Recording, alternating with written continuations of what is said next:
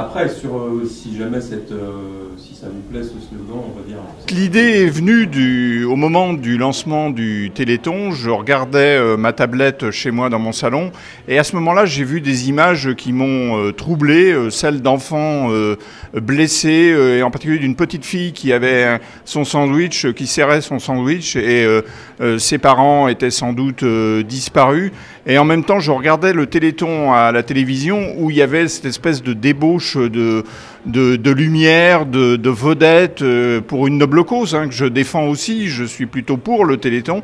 Mais je me dis, quelque part, il y avait quelque chose de différent, de cassé.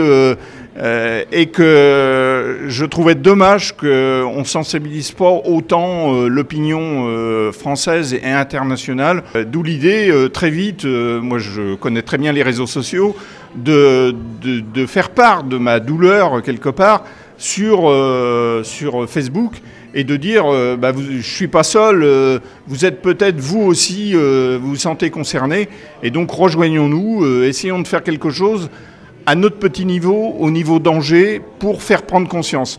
Alors, moi, je tenais à ce que ça soit une volonté citoyenne. C'est-à-dire qu'on est citoyen français, mais on est aussi et surtout citoyen du monde. Donc, on ne crée pas d'association. C'est un collectif de citoyens et c'est eux qui vont intervenir. Ça ne veut pas dire qu'on exclut les associations.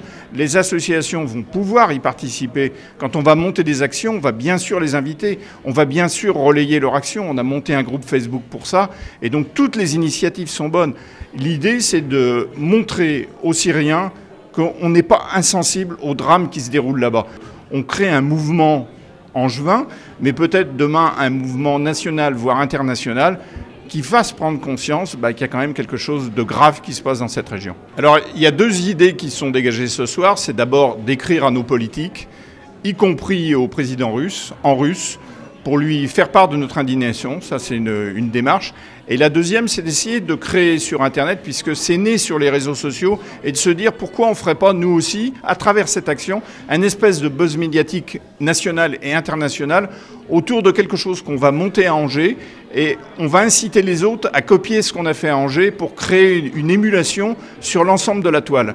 Et on est tous impliqués les uns les autres sur les réseaux, et on va se servir de ça pour faire parler de nous.